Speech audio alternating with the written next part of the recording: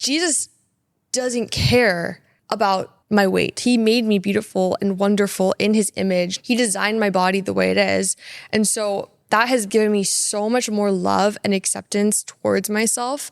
I don't think it's wrong to want to work towards a different appearance or aesthetic. Right. But I think it comes down to how you treat yourself while you're working towards that. Right. How you talk to yourself. Yeah. I always say you can't hate yourself into a body that you love. I had times where I would not be taking care of myself. I would be truly not eating enough food, or I'd be doing workouts for hours a day that were so hard on my body. And I would see results physically, but they were never enough. But the times when I haven't struggled with body image are the times when I'm listening to what God says about me, and I'm not believing the lies that are racing through my mind.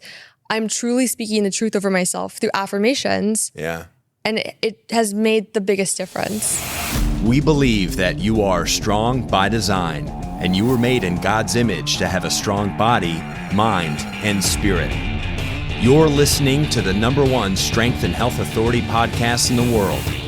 So let's get ready to unlock your potential and transform your life in today's episode.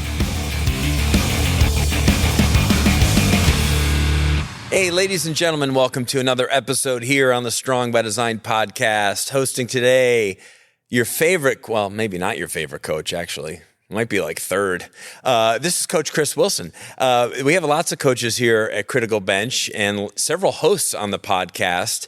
And we are continuing to have great conversations with special guests from all over this good state of Florida, but really, for that matter, all over the country and all over the world. That's the beauty of podcasting is I love the in-person ones like today, but sometimes that's just not in the cards. It's just, you can't make it happen. So to be able to still do it virtually and have great conversations is such a powerful way of connecting with people. And we hope that the listeners on the other side are feeling that these conversations are changing you in some way, making your life better, and that you're really noticing that and you're coming back for more. We try to keep it diverse here on Strong by Design. We've had so many great conversations that are more body focused or mind, certainly on the faith side. And I think we're really hitting on all three of those things quite well. And in some episodes, like today even, you kind of hit on all three at the same time, which I think is really neat. Before we start rolling with our guest today, who drove 3 hours with her husband across the state of Florida, thank you for doing that, by the way, I want to just encourage you to please hit 5 stars or leave us a review. We would love to hear from you, how this show has helped you in some way, what a past episode has done in your life, or a special guest that you really enjoyed listening to, or a topic that you would like us to talk about. We will take requests. Just go ahead and put that in there for us, whatever platform you listen, and we will be looking for that feedback. So our special guest today, and I hope I pronounce, I think I'll get your last name correct, Callie Jardine, correct? And then, is it Gwali? Is that how you pronounce it? Yeah. Okay. Now, you've just recently gone with the hyphenated Gwali on your last name, right? Like you guys only been married how long now? Since April. It's technically I haven't changed my last name yet. It's gonna be Callie Gwali, but on socials it's still Callie. It is. Okay, so you're like in the middle. The weird phase. You're in the weird phase. Yes. Okay. And that's a fine phase to be in. So thank you so much for being here today. I came to know of you from your husband, who we met out in Denver when Jared and I were out there for Podcast Movement. And we happened to catch him on the final day and had a great conversation for, 30, 60 minutes. We were just standing there talking. And obviously he was gushing about you and talking about the things that you were doing and having success with. And we really thought John was terrific. And we're like, well, we'll have to connect when we get back and see if there's something we can do. And so, podcasting is a great way to learn more about what you're doing in the world, how you're helping your audience, your followers with all of these great exercise and workout videos that you've been putting out for years. And it falls right in line with what we've been doing here at Critical Bench, trying to help people through just free content, but then hopefully they are able to go a little deeper, because I'm no doubt you have other things that people can get involved with, that, you're a business. You're not just a YouTuber, right? So, and I want to get there and give you some love, and hopefully get you some people coming your way because they listened to you and got to know you better. So often people will watch YouTube and they like what someone's doing, but they don't necessarily know. They feel like they know the person, but they only really, they only know the surface level. So I think this will hopefully give people some good insight into who you are, and come to know you better, and then have even more appreciation for what you're doing with your channel and with all your platforms that are really growing. So please tell us a little bit more about who you are, where this passion for exercise, for fitness, for movement came from. I'm curious myself. Yeah, thanks for having me. And I think it's so cool how God works. The fact that John met you in Denver on the final day of a conference. Yeah, just kind of haphazardly, like we were sitting there like eating little snacks, and Jared and I, there's like no place to sit. We're just standing room only. And then this nice guy comes walking by, and we just started making small talk, and then ended up talking for a while. Yeah, it's so cool. Yeah. So cool. Yeah. So I'm Callie. I live on the other side of Florida, which is if anyone's familiar with Florida, it's near Palm Beach, kind of. It's like an hour north Palm Beach, Stuart, Florida. Yeah. We moved there about a year ago. I lived in Miami before, New York City, all the things. But just kind of going back a little bit about movement and fitness, I started teaching bar at a place called Pure Bar in college in 2019. And I have been into fitness for pretty much my whole life, though, because I lived in Canada as a kid and started figure skating in Canada. Oh, wow. And that became a competitive sport for me. And then if anyone's familiar with figure skating, you do a lot of training off the ice as well as on the ice. Yeah. So movement has just been a part of my life. I have loved exercise. I used to do little figure skating workouts in my bedroom. I remember the dying bug was my favorite exercise. I would do it all the time on the floor. So I've always loved just movement in general, getting stronger, seeing progress, and always just working on becoming a better version of myself. And it really helped a lot of my mental health in 2020. And that is when I started to see fitness as more than just an aesthetic thing to do. It also became, this also helps my mental health as well as my physical health. So that really transformed into me doing my own workout style, which blends affirmations with feel good, empowering movement. So specifically Pilates and bar is what I focus on. And that actually all began because this is a long story, but in 2019. This is a podcast, right? So the whole thing. I'm like, people say like, I'll give you the short. No, give me the long version. Give me the whole thing. Okay. Yeah. I kind of jump around sometimes when I tell stories, but anyways, when I became a fitness instructor in 2019, it sparked me to also start a blog called I'm Sweaty and I Know It. And from there, I was posting a lot about just health and wellness tips for people in college, specifically women. And that's when I started to see fitness as more than just aesthetics, like I mentioned. I had clients who were taking my classes who were probably in their 50s, and I'd ask them, what's your goal? Why do you do Pure Bar every single day? And a lot of the times it was about aesthetics. So I wanted to get more toned abs or whatever. But I had a couple of clients who they were like, this just makes me feel amazing every day. I feel so much better when I do bar. And that's when it got me thinking, oh, it's more than just about making you look good. Fitness is more than that. And so it really inspired me to have this new perspective on how I saw exercise. And this is a whole other thing, but I struggled a lot with body image, especially as a figure skater, because I had coaches tell me, oh, you need to lose weight if you want to compete. Oh, eat a certain way. There's a lot of that diet culture. From a young age too, probably too, right? Yeah. What, 10, 11, 12 years old? Like you're got like body image feelings that probably weren't even healthy at the time, because I'm sure you were just fine, but by their standard, right? Their standard, which is obviously at a different level. How do you look on ice in like tights or a skirt? Yeah.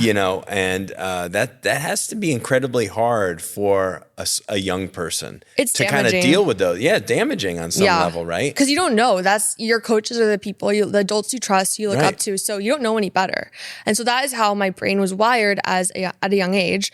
I mean, women in general, it's pushed on us a lot. The diet culture, looking a certain way. And so there's already that pressure. But I found myself, even after I stopped competitive skating, I found that same thought pattern around my body, around food, continuing into my workouts and into my food choices. It was still a problem in my life, even after I stopped being a competitive athlete. Yeah. So it was a really transformational moment to see, okay, wait, my eyes were open. There's more to exercise aside from being stronger for a sport or looking a certain way. It comes into a more mental aspect as well. Mm-hmm. So that was really transformational. Yeah.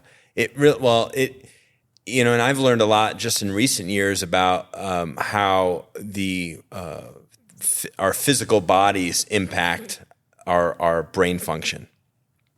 Like scientifically, I've learned a lot about it. I took a brain health trainer course and for months was just doing a lot of reading and a lot of studying materials and learning from other people about how our brain lights up everywhere when we move our bodies.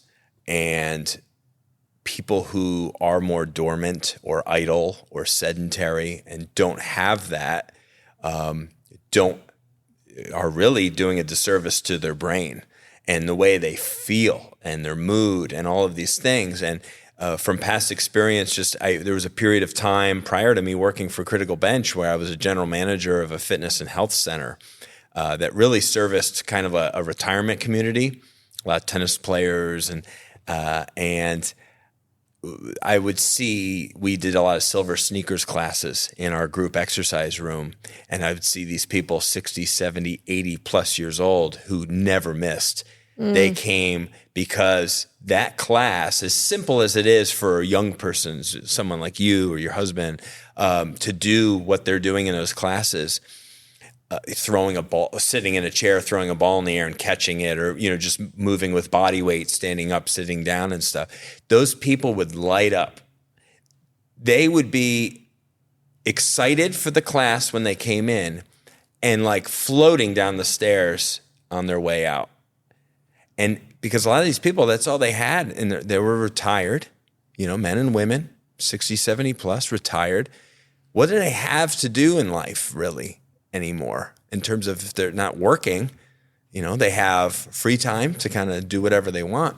But to them, movement was like the social aspect is great too, because they got to do this class with other people. But I could see them, just the way they carried themselves, they walked taller, they smiled more, they laughed more, like it just felt good. And I think that's kind of what you were getting at with bars. Like when people do certain stuff, you're going to have to tell our listeners a little bit more, like, what's the difference between yoga, Pilates, bar? Like, because people don't know, or they think they know.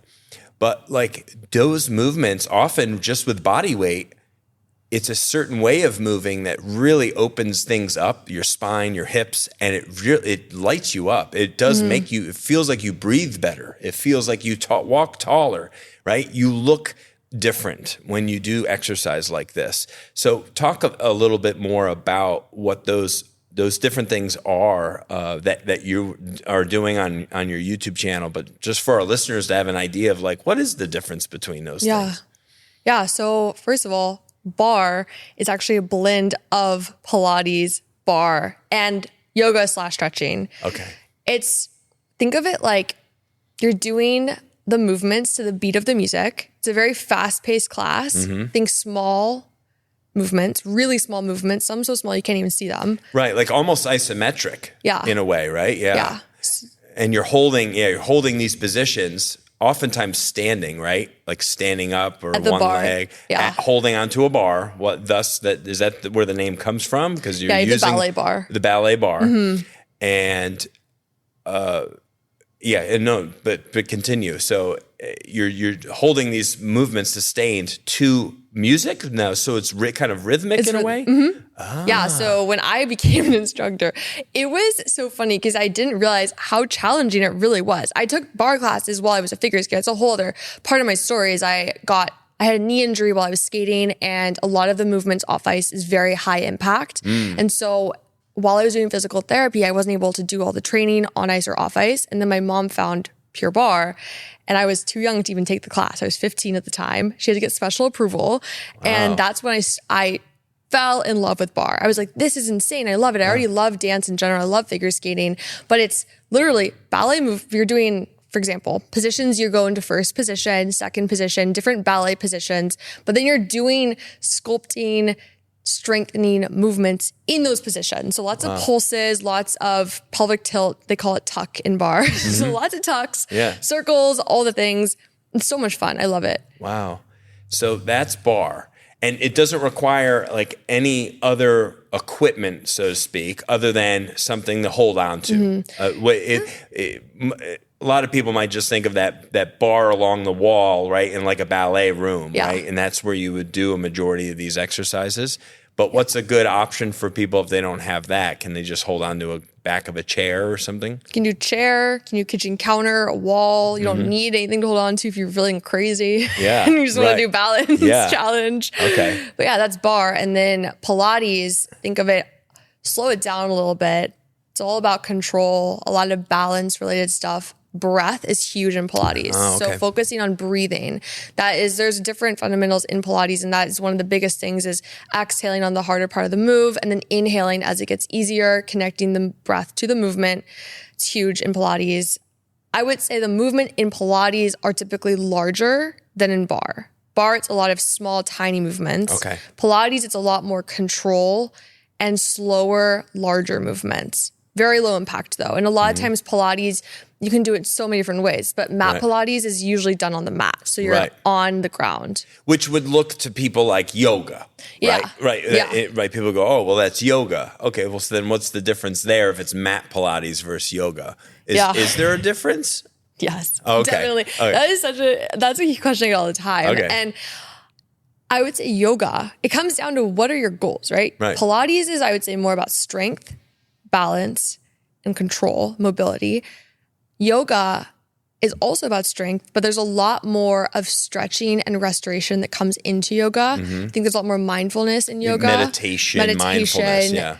I mean, the poses in yoga, a lot of them are rooted in Buddhist tradition. Right. And so there's that backbone of it where Pilates, the Joseph Pilates who made Pilates, it was created to be a rehabilitation for dancers. So there's different history behind the two. And a real core focus too, right? On Pilates. A lot of core. A lot of hip specific stuff, right? Around the hips, the lower abdominals and low back and yeah. Yoga is also a lot more isometric holds, I would say. And just you're holding the stretches for a while. I mean, there's different types of yoga too. There are, right. There's yin, there's yang. There's all sorts of things. There's obviously, we've been doing yoga here. It's not really good yoga. No, the instructor's good. It's the participants. I'm talking about myself. No, we've actually had Coach Zach, who's a big face on our YouTube channel for years and in some of our programming, who taught us for a few years. And then Jen, another yoga instructor who comes every week and does yoga on these blue mats right here. And we love it and we hate it because I'm like an old muscle building kind of guy. And so yoga is not easy for me, but I know I need it.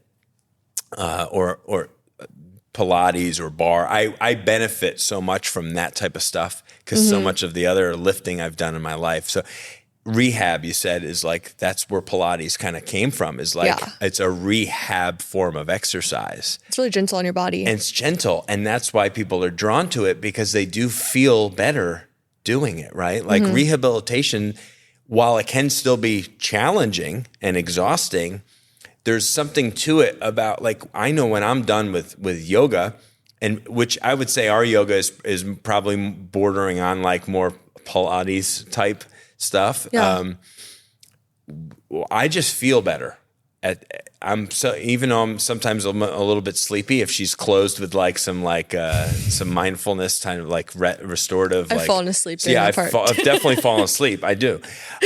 But my hips, like my back, everything just feels better. Yeah. It just, because it's such a contrast to compression, lifting, free weights. While that stuff's great for strengthening and, working for guys who love, moving weight around, we really need that too. Yeah. And so, so Pilates, which is really the focus of most of what you're doing, right? Is you would classify yourself kind of mostly as a Pilates it's the and base. bar, Yeah. but it's the base. And then, so that being said, now people I think have more of an understanding of what those three things are, how they are different, even though there is some overlap there. Even for people that work in the fitness industry, right? If that's not their focus, they might even have a hard time making a distinction. I'm sure you've probably even come across that. It's like, I've been a personal trainer for years, but they still couldn't probably tell you the difference between the three things. Even in the car, we were talking about it. I knew you were going to ask me the question. Of I was course like, you did. okay, what's the difference? Because there's yoga sculpt, which is very similar to mat Pilates. But then the thing is, Pilates, there's so many different types. You got classical Pilates versus contemporary Pilates. Classical is more rooted in what Joseph Pilates made Pilates to be. It's a lot more slow paced, rehabilitation focused, way more chill. I would use the word chill. Contemporary there's more variety to it. Yeah. And I personally teach contemporary Pilates. I like to blend a lot of different things together. But within that, there's machines. You can use a reformer. Right, that's what I was going to say. Then the reformer, chair. And that's been a thing for a long time, because I remember years ago, I don't know, I might be dating myself a little bit. No, but at least 15 years ago when I was, still working and training people face to face, there was a woman who was coming. Her name's Darcy. She's great, Darcy Allen. She might even be listening to this episode. Who knows? Hi, Darcy. And she had her own studio, and I know she had like a reformer and stuff. And beautiful woman, tall, long body. You know what I mean? It's like she had the perfect body for like Pilates and stuff, And that reformer thing is like super intimidating, by the way. Like I remember, it looks like a torture device. It does. It looks like a torture chamber device. But so that is called, and that's called what again? That form of reformer Pilates. Yeah. Okay. But within reformer, there's classical and contemporary. Okay. Wow. So a lot of different types. That's where it gets confusing, because people can think. There's a lot of debate about Pilates on the internet. People get kind of heated about it. I'm sure. I'm like, end of the day, exercise is exercise. Who cares? If you like it, just do it. I know. But everybody takes things so like personal or something. That's not Pilates. Right. There's a lot of different types. Right. Well, just like there's a lot of different types of lifting weights. Yeah. Right? There's powerlifting, there's bodybuilding, there's strongman, there's CrossFit. Like these are all very different while you're still at strength training. All of it's strength-based, right? And so, like, the things that you're teaching and instructed and an expert in all have strength, built into it, and lengthening of the muscle, so mobility is part of it, right? But it's also a little bit, it's just easier on the body than being under a leg press with hundreds of pounds on it. It's just a different type of thing. Oftentimes you're working against your own body weight.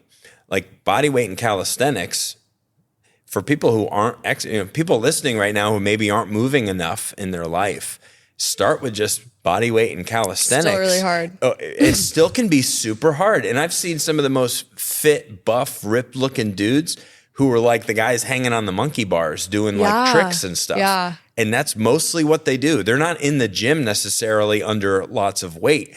They are challenging themselves with their own body weight, doing handstands and all kinds of crazy stuff. And they got shoulders and abs for days and back and chest muscles and everything. So it's pretty darn impressive. You can get fit just about any lane you travel in. Totally. If you're consistent in it, right? Yeah, everything serves its own purpose. Right. And it doesn't mean you have to only do one thing. Right. You can do multiple different types of exercise. Right. I've come to the conclusion over years of trying different things, it's like you're saying, consistency is so Yes. key. Find the thing that sticks, find the thing you enjoy doing that challenges you. It's not, exercise isn't easy. Right. And then find that thing that you feel good doing while you're working out. And then the thing you feel good after you work out. And then for me, that was bar and Pilates, and I was able to stick with it consistently. Yeah. And that's where I saw the results mentally and physically. Yeah. Yeah. And so some of that, let's say, baggage or damage that was from your body, because I'd like to kind of just explore that topic a little bit more. From when you were younger, you had some of these body image like concerns or troubles or things feelings that you had about yourself that were probably more coming from other people. Yeah. And that influenced like how you felt about yourself. You're not just on a switch that you're just like getting over those things. You know what I mean? That's can be kind of maybe a several year process. What made you kind of more accepting of your body or of those, real formative years when you're hearing from people that you trusted that you just you're not there yet, or keep working, or, you gotta keep pushing. Yeah. Like, how's that sitting with you now? I'm not going to lie. I mean, there are still days where I struggle with body image, but I will say, and bringing the faith aspect into it, this past year, I have had so much clarity with seed planting. Those things that were said to me planted seeds in my belief system. Yeah. As a result, they grew into different branches, and that lie was rooted and planted. And sometimes those lies, it's hard to see the truth in them because that's what we have deeply believed for a long time, but it doesn't mean they're true. Right. That's a lie about my body. The enemy trying to sit there and tell me that my body isn't enough, that it's not worthy or it's not beautiful. And so I've been recently working through anytime I struggle with body image, let's say I look at myself in the mirror and I'm starting to pin myself apart, or doing a workout, I'm like looking at my stomach, I'm like, oh, there's a roll there. Right. I'll identify that feeling as a negative emotion, and then I'll ask the Holy Spirit, show me where this first started. And then a lot of times it takes me back to, let's say, the skating years when my coach said something mean to me, or something that put that idea in my mind about my body. And then a lot of times there's unforgiveness there. And then it's like, okay, I need to forgive that person. Jesus, show me compassion towards them. Show me how you saw me in the situation, how you saw them in the situation. Yeah. And then usually when the Lord shows me how Jesus sees me, that's when everything changes. Because I'm like, Jesus doesn't care about my weight. He doesn't care if I look this perfect mold. He made me beautiful and wonderful in his image. He designed my body the way it is. And so that has given me so much more love and acceptance towards myself. And also I just had this thought too, like, I don't think it's wrong to want to work towards a different appearance or aesthetic. Right. But I think it comes down to how you treat yourself while you're working towards that. Right. How you talk to yourself. Yeah. I always say you can't hate yourself into a body that you love. I had times where I would not be taking care of myself. I would be truly not eating enough food, or I'd be doing workouts for hours a day that were so hard on my body. And I would see results physically, but they were never enough. Yeah. I still wasn't happy. I still felt insecure. I still compared myself to other people. But the times when I haven't struggled with body image are the times when I'm listening to what God says about me, and I'm not believing the lies that are racing through my mind. I'm truly speaking the truth over myself through affirmations. Yeah. And it has made the biggest difference. And it's been so hard too in the past. I mean, geez, you could even go back probably more than 5 to 10 years, but the social media world that we're all a part of and live in and operate in, certainly you and your platforms and Critical Bench and our platforms, it's really easy to get into comparison mode and looking at and seeing all these other people, and these people no shirt and ripped abs and look at her glutes, and and you have this standard that is almost unattainable. Yeah. And then you add in like AI stuff where people are actually literally altering the way they look. Yeah. Or how many pictures did it take for me to look that good in that one picture, right? It was like 98 tries, and like the one is, the lighting was perfect, and right, the shadow fell just right. The angle was perfect. Right. And so but that's what I like, just like kind of looking through your material and your content, is you can tell, like, listen, it's not what I'm about. I'm about like being real.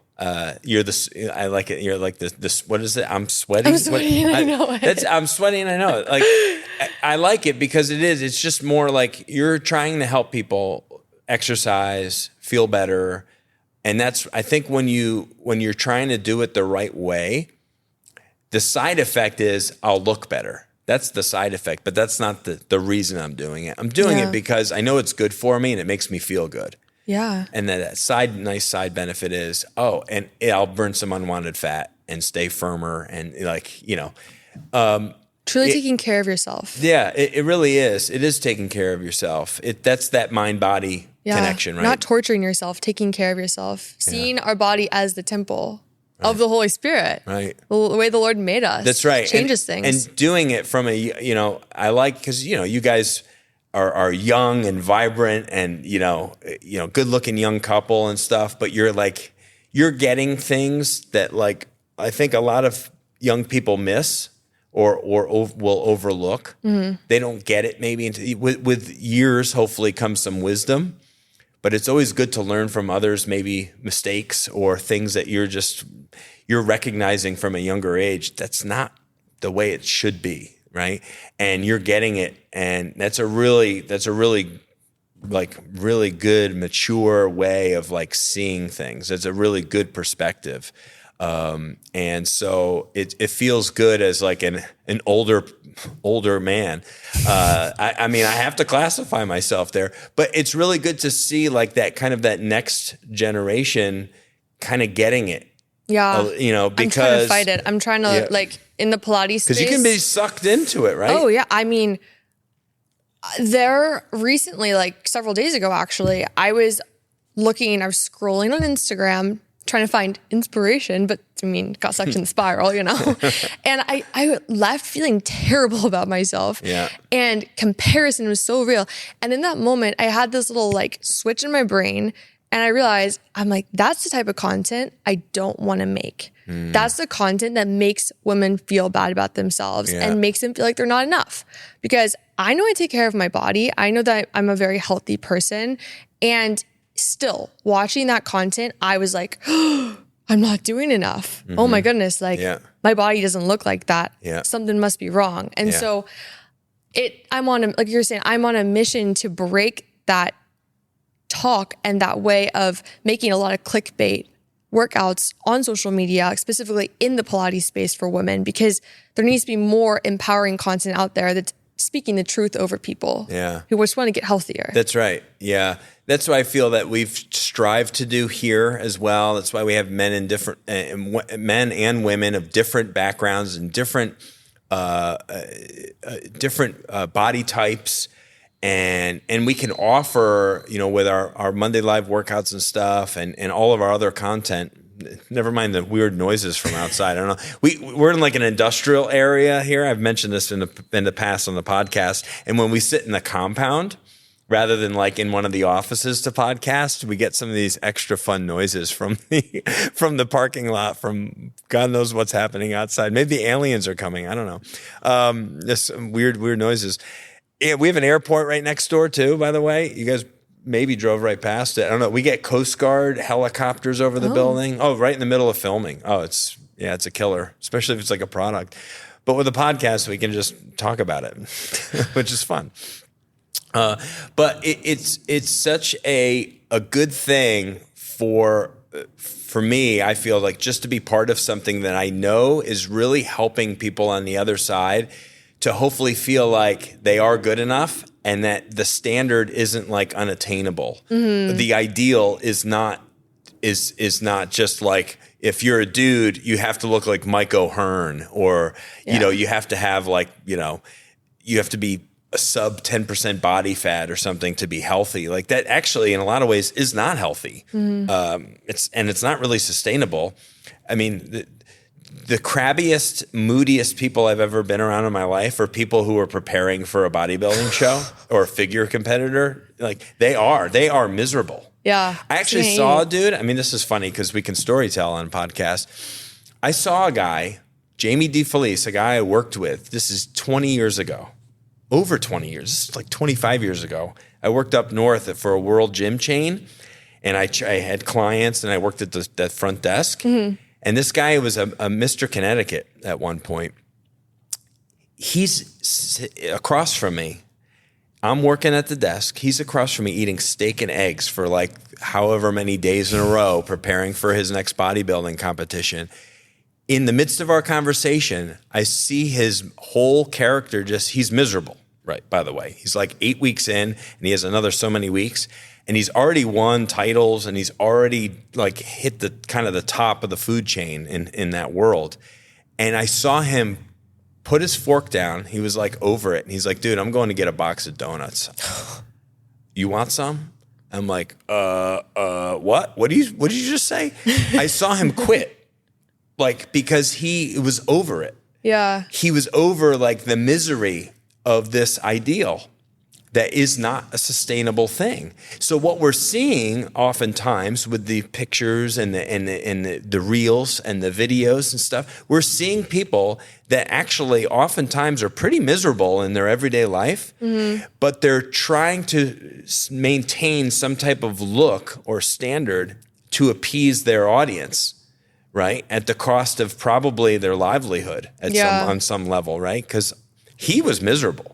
I mean, he was. And he had such a grin on his face when he came back with the donuts. He's like, dude, I mean, he really was. He was like, I can finally like eat some calories and like, and like just relax a little bit. And like, he was just like depleted and over it. Yeah. And I mean, there's no freedom in that. No. And I'm not saying go out and just eat crap food all the time. Yeah. There's a balance. There's a balance line there, obviously. And, but it's really hard to function and to feel good and to feel at peace and to feel like joy-filled, I think, when you're kind of aiming for this ideal or this standard that we think is like is a really good goal, and it's really not a very good goal. Like to try and be 8% body fat and like have an 8-pack, like. It's good for like if you're trying to get an award on a stage for a day, but in regular life, it's not even really healthy. I think it's important to ask yourself. I mean, I don't know when this is going to drop, this episode, but I know New Year's is coming up. Yeah, early 2024. So this it's 2024 for anyone listening right now. Yeah. But so New Year's just happened. New Year's has already happened. Yeah. But anyways, I think what I could say is like, it's really important to ask yourself for any goal, why am I doing this? Like truly get to the bottom, the root of the why, and making sure it's a why that's a life-giving why. Because a lot of times when people go after their fitness goals, specifically in the new year, I mean, it's kind of become a stereotype at this point. The crowded gym, everyone's like, oh my gosh, I'm going to work out every single day. I'm going to do this new diet. I'm going to get my best body ever. And then fast forward 2 weeks later, they miss a day. They're sore. They miss another day. They go on a date and now they start that little voice in their head starts telling them, "Oh, you're not doing it. You're not hitting it. You're not good enough. You missed a day. Oh, you had that dessert after your date. Right. Oh, you had a glass of wine. Oh, and then before they quit. Right. They talk themselves out of it rather than giving themselves some grace and saying, "Hey, this is a new journey for me. I missed a day. I had a bad meal. Whatever." Tomorrow's a new day. Hit it again tomorrow. It's all or nothing mindset that people typically carry into the new year, and that is what makes the journey not sustainable. And that's why it's important. Ask yourself why. If it's truly about becoming a healthier version of you, treating yourself with love through it, I promise it's gonna be a lot easier to stay consistent, even when you skip a couple days or you have the meal that goes against the whatever diet you're following, if you're following a diet. Right. And I mean, as you no doubt probably know, like, and we've talked about it in past episodes, most diets, certainly elimination style diets, are not sustainable at all.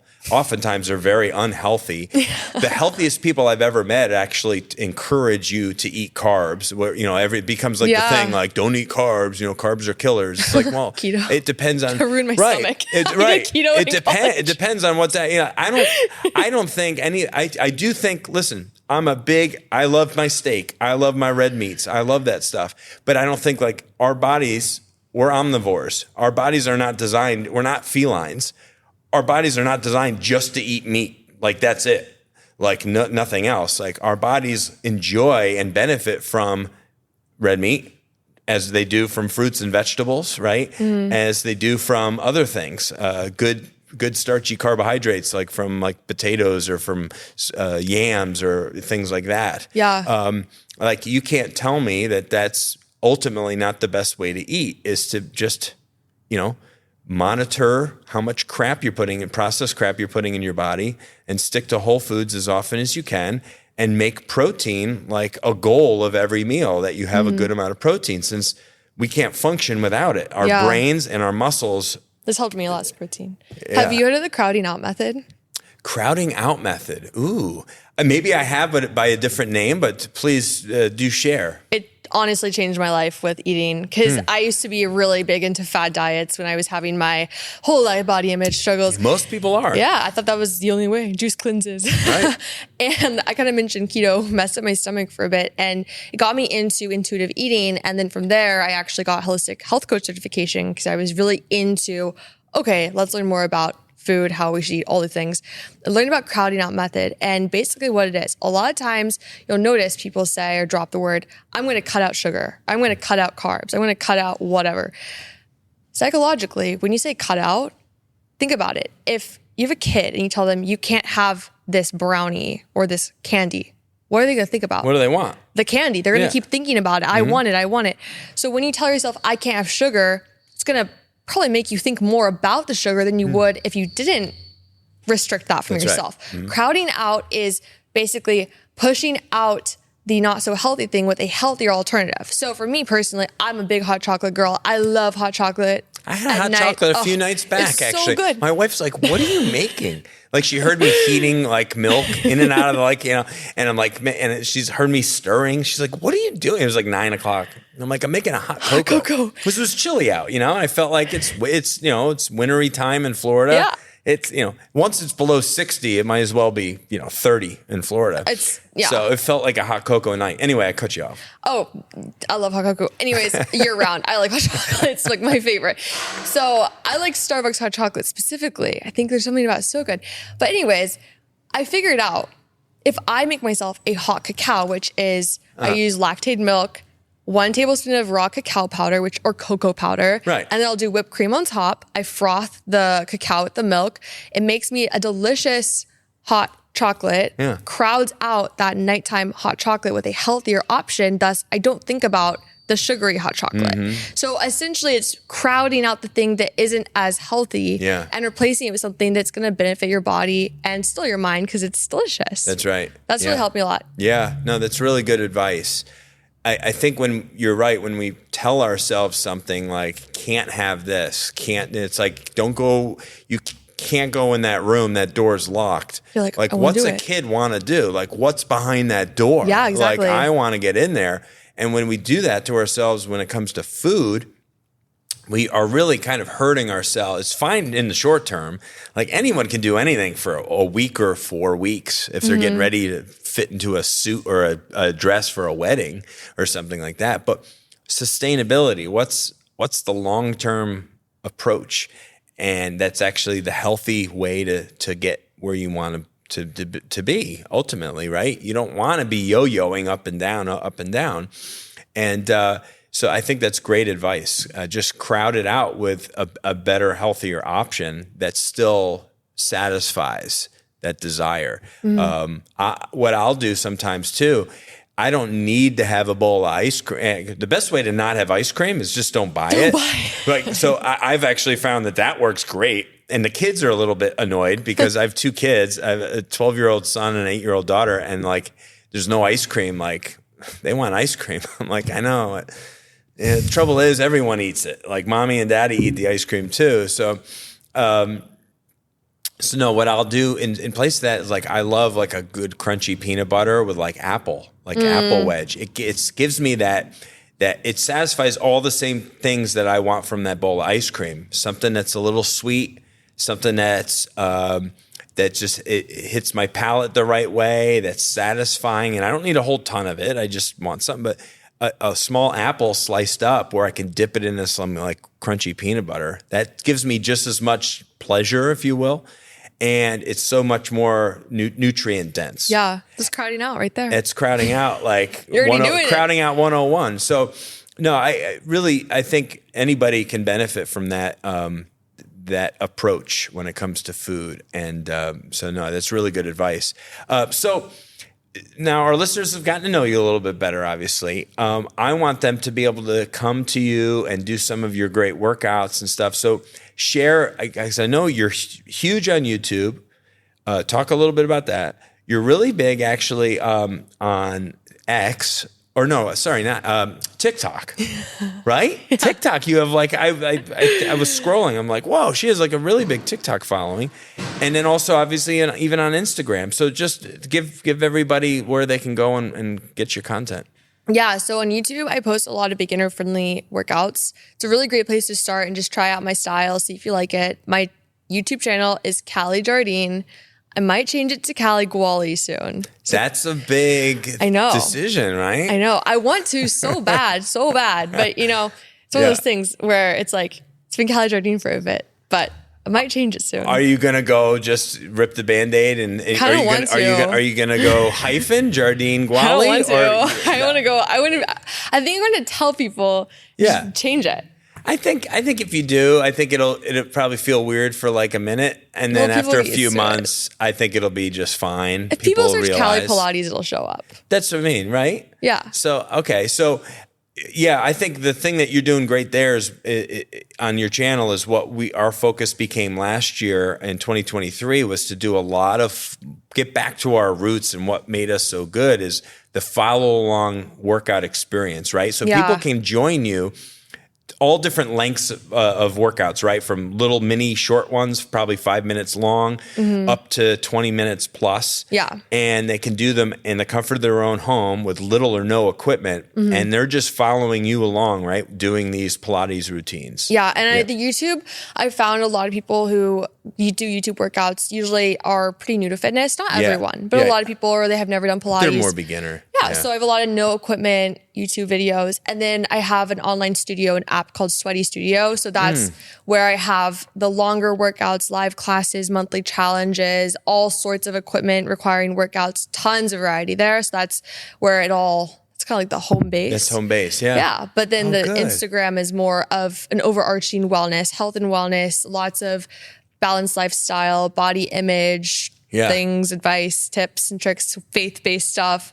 The podcast is a lot of faith-based wellness, kind of similar to yours. Yeah, talk a little bit more about your podcast. What's the name of it? Healthy But Human. Healthy But Human. I like that. Yeah. And so you're kind of talking body, mind, spirit stuff as well on your podcast? Yeah. Okay. It didn't start out that way, actually. It was very much, in 2021, I was a very big party girl. I was also teaching fitness, and I realized that girl trend was going on TikTok. And I was like having major imposter syndrome. I was like, wow, like I'm really living this crazy lifestyle, but also promoting health and wellness. I feel like an imposter. And so I made Healthy But Human because I was like, you can still hit your goals and be healthy while also having a social life, being balanced and doing all the things. But now it's transitioned because I'm not like that anymore. It's transitioned into more of an overarching faith-based wellness podcast. We still talk all the time about balance. All of the same core values have stayed the same, but I'm not being hungover all the day. Well, I that's actually,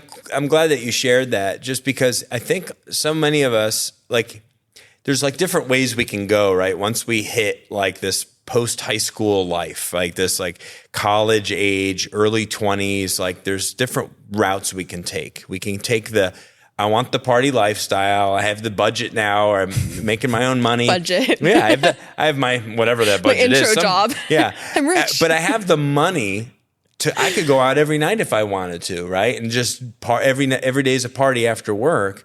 And oftentimes people, I think, realize after maybe a year or 2 or 3 of that lifestyle, it's like, oof, that gets old. It's like Christmas every day. Like no, Christmas is once a year for a reason, right? It's a special day that should be like honored and prepared for and excited for and all these things. It's a celebration. Gets old really fast. It gets old really fast Yeah. when you're just, that's your, every day is like that. You're living for the weekend. I remember that. I had those years in that first half of my 20s before I kind of found what really matters, which is, you know, I met my wife. I moved to Florida when I was 26 years old and met my wife within the first month or two. Aww. And luckily that I think set me on a good path. Yeah. Where it grounded me pretty quickly, because it could have gone the other way. I could have moved to Florida and become like hangout party guy, living for the weekend again. Yeah. And so I think that's a really good distinction. But at least you can try it and hopefully get it out of your system. Because I think people who never try it or get it out of their system, they revert back to it later in life. Yeah. Like once they've had kids and stuff, then they're like, I kind of didn't really live my 20s. Like I had kids out of high school, and then all of a sudden, like I want to party. You know, it's like, well, yeah. I think you missed your window. You know, you should have just done it when you could do it. Get it out of your system. Realize what it is. It's not everything. Yeah. It gets old. And then move on with your life. I will say, so I went to University of Miami, which is a really big party school. It's a party city. It's a party city. And it's really different than most colleges because instead of going out to bars, you're going out to clubs. Yeah. And I remember one weekend, I went out to the same club twice in a row. And the first night, it was great. It was so much fun.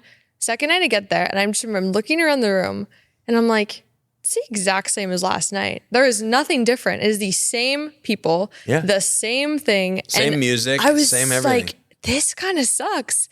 And as I went through different phases, I partying, not partying, because I've always really prioritized my health and wellness, and I've never really been a huge partier, but I'd go through phases.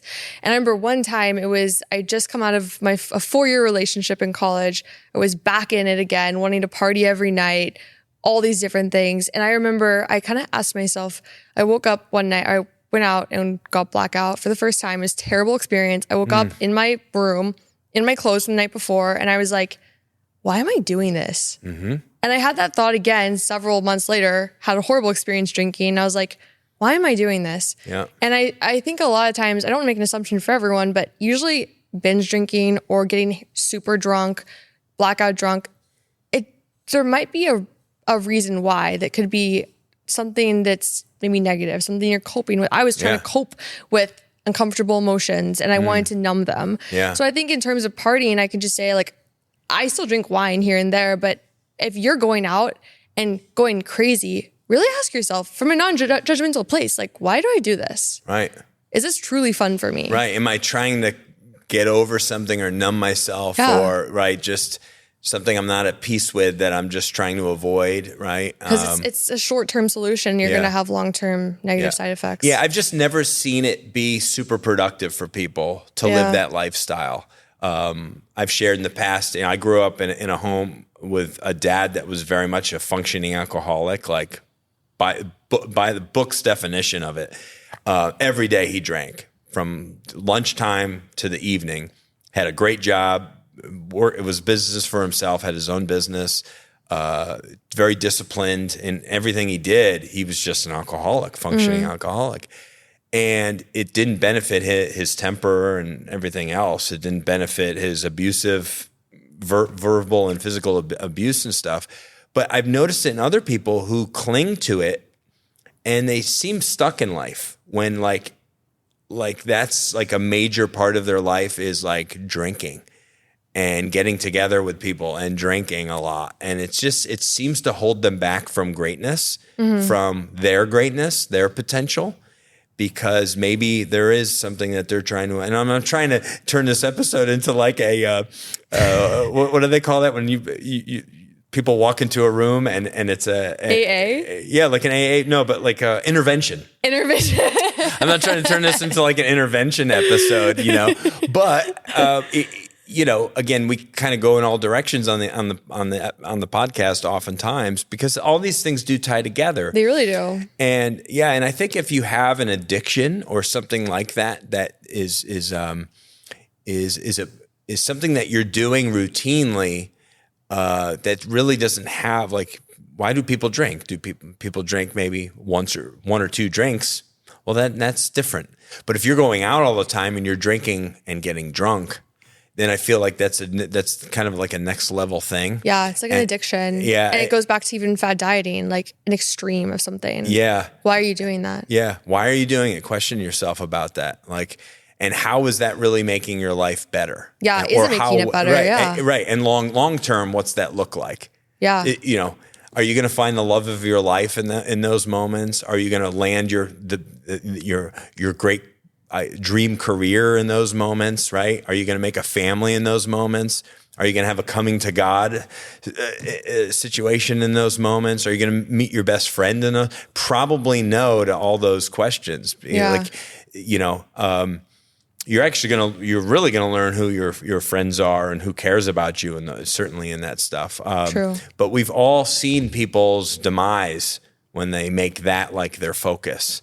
We've seen people like not be able to come back from it. Certainly I have in my 48 years on this planet. Like I've seen it ruin people because they made that such a focus. So I'm glad that you went there and shared that about your life and that you learned from that at a young age, and you found a really great guy, on the other side of it.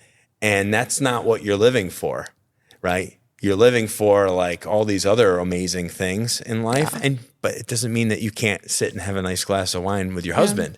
I like to have a nice beer while I'm watching football or doing yard work. I was out in the yard just last night doing like Christmas stuff still.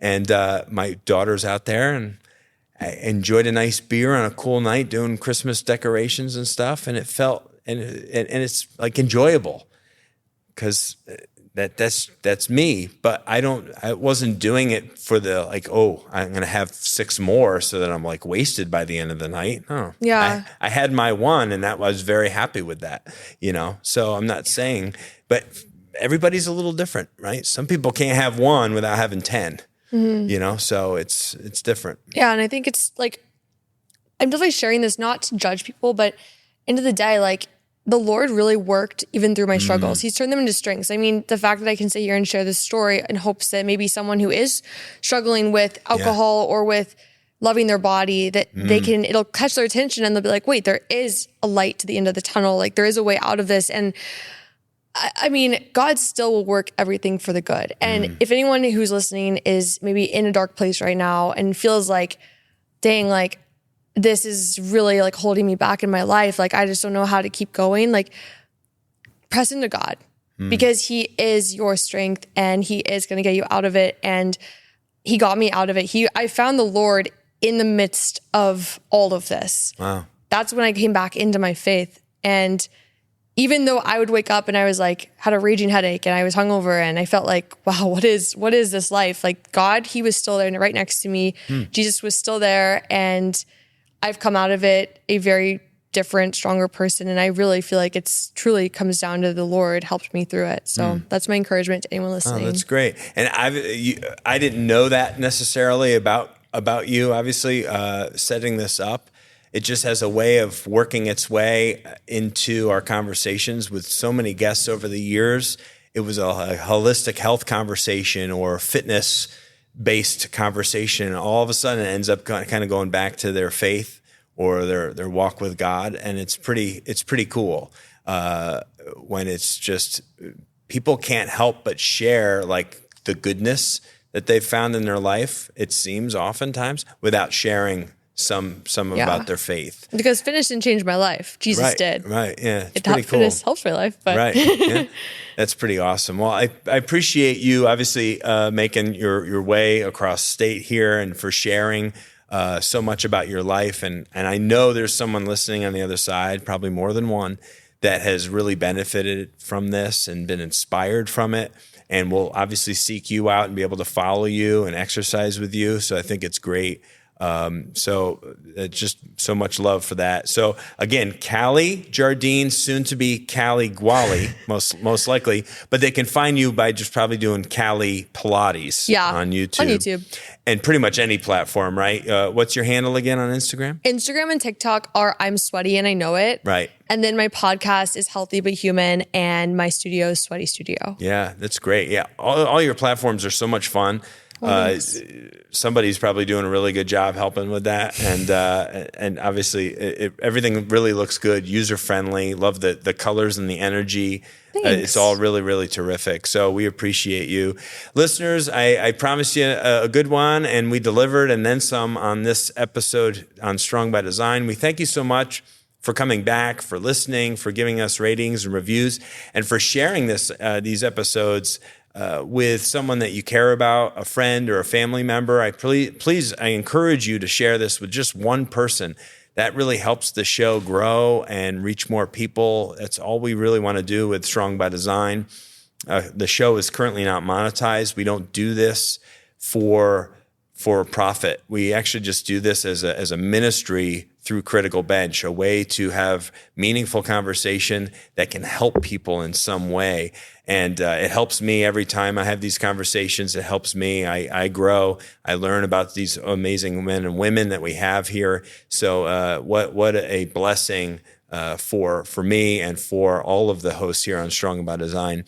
And we look forward to talking with you again on the next episode. We're rolling 2 episodes every single week on the podcast. We are very, very busy, but we're loving it. So we'll see you next week. God bless you. Thank you so much for listening to the Strong by Design podcast. If you found value in today's episode, please subscribe so that more people can find out about our show. Plus, you don't want to miss any future episodes with the amazing guests and topics we have lined up for you.